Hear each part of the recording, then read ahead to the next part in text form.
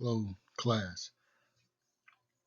My name is Bruce Small Jr., doctoral candidate at California Intercontinental University.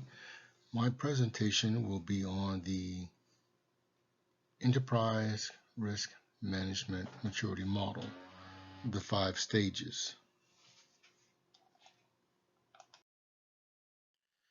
And this is the outline of my presentations, my agenda. Slides 3, 4, and 5 will deal with definition, we'll deal with stage 1, definition and planning of the ERM Maturity Model. Slides 6, 7, and 8 will deal with will be stage 2, early development. Slides 9, 10, and 11 will deal with stage 3, standard practice. Slides 12, 13, and 14 will deal with business integration. Slides 15, 16, and 17 will deal with business optimization, which is stage 5. And the final slide will be slide number 18, conclusion and any follow-up questions. Stage 1 of the Enterprise Risk Management Maturity Model is definition and planning.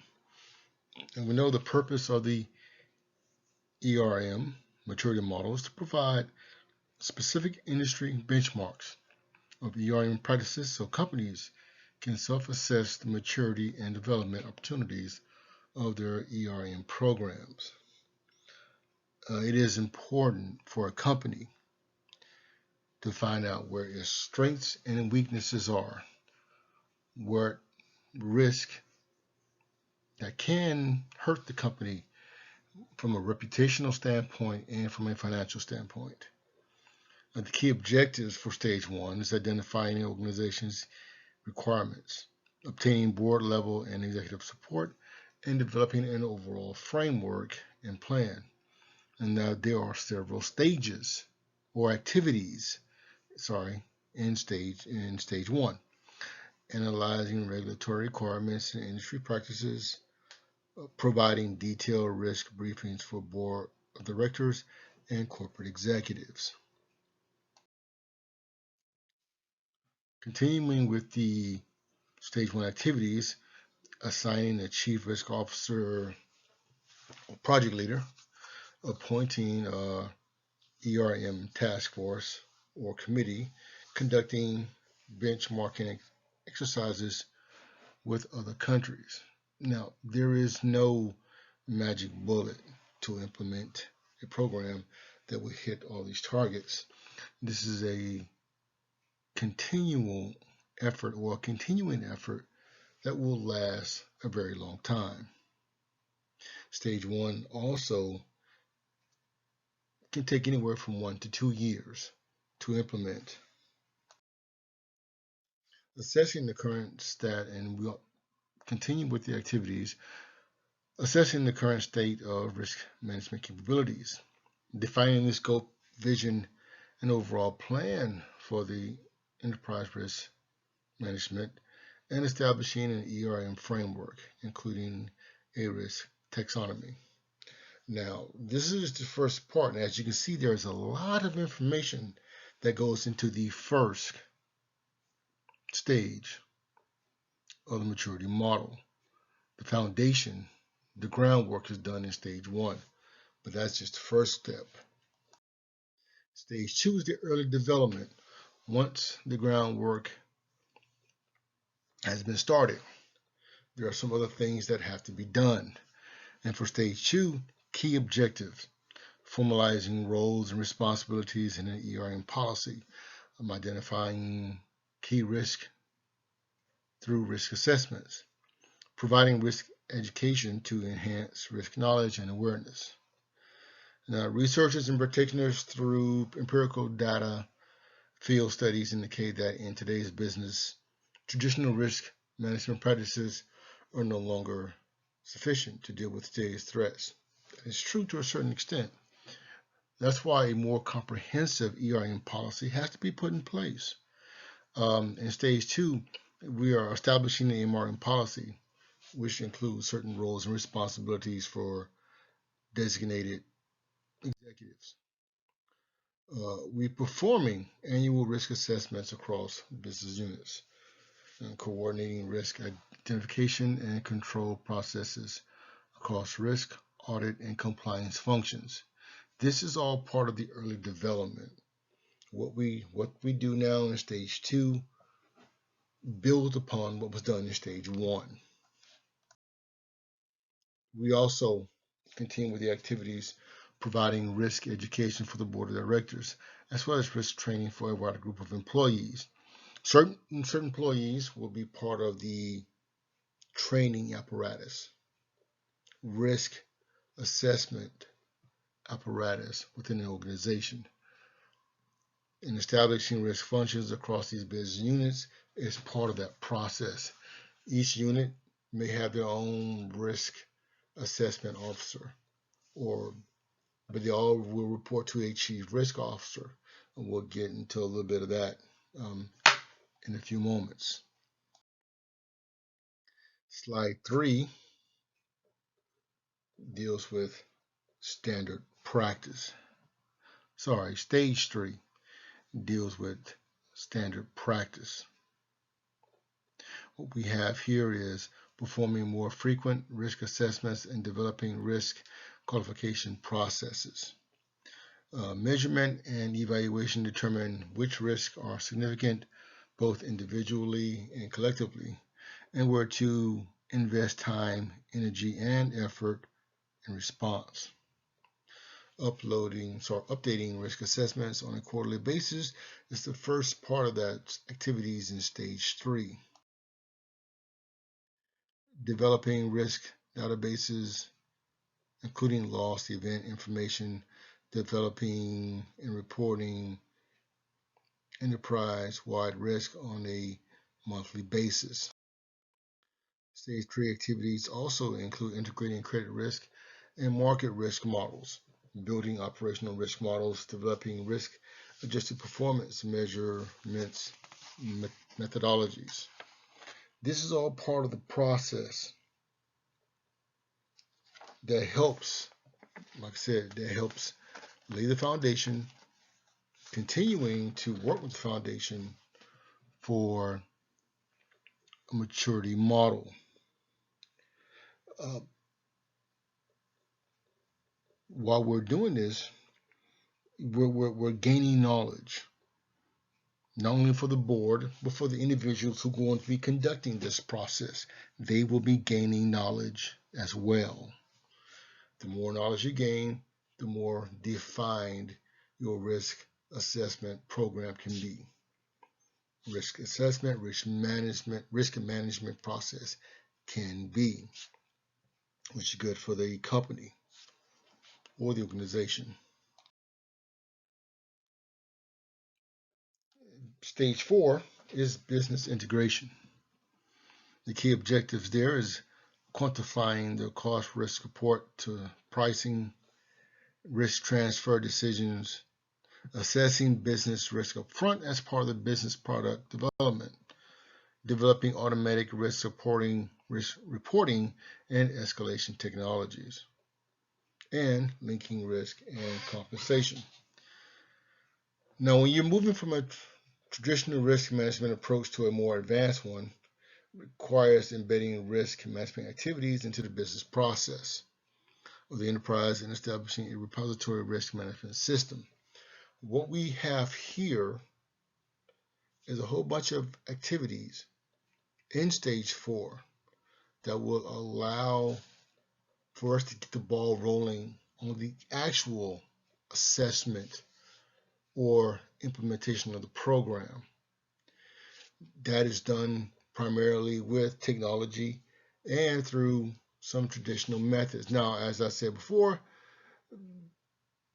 some companies, because they are more technologically advanced, may be moving away from the traditional way of risk management even though risk management itself or enterprise risk management itself is a relatively new concept. Technology has evolved so much over the past 25, 30 years that risk assessments or risk management methodologies can be enhanced very quickly with the use of technology. In stage 4 activities, expanding the scope of the ERM to include business risk, allocating economic capital to underlying market, credit, operational, and business risk. Stage 4 activities also continued with incorporating the cost risk into product and relationship pricing, integrating risk reviews into business and product approval processes, automating enterprise risk management reporting through the use of electronic dashboards, including customized queries and real-time calculations. The fastest, or I say the sooner, chief risk officer, the executive officer, and the board know about risk, the faster they can address the situation and make the critical strategic changes to keep the organization safe from risk or risk events. Also continuing with stage 4, creating trigger points to make timely decisions. When you reach a certain point, this is where you could become most vulnerable to a risk situation. We have those things in place that can identify those trigger points. Then you can make the appropriate changes. Developing feedback loops on risk management performance, linking risk management performance and executive compensation.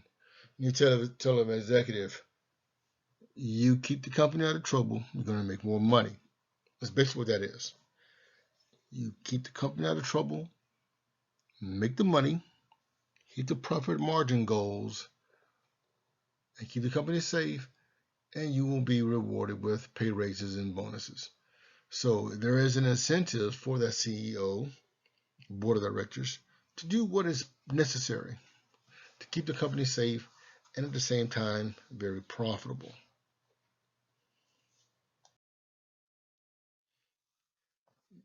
Stage 5 is business optimization.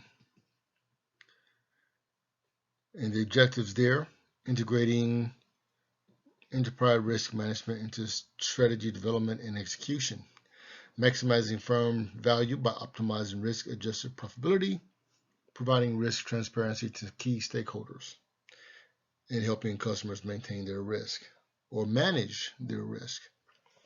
Risk management is a process that considers every reasonable activities of senior management and the board of directors when they start to decide, plan, and execute various activities. Sometimes you cannot make a plan without acknowledging the dangers surrounding you and within the company itself. Once you identify the risk, then you can better able to manage the risk, even hopefully avoid the risk outright. Now, stage 5 activities, you have expanding the scope of the ERM to include strategic risk, integrating ERM into strategic planning processes, maximizing firm value by actively allocating organizational resources at efficient frontiers. When you know where the risk or where the dangers are, you can then apply the appropriate amount of capital to mitigate or minimize those risks.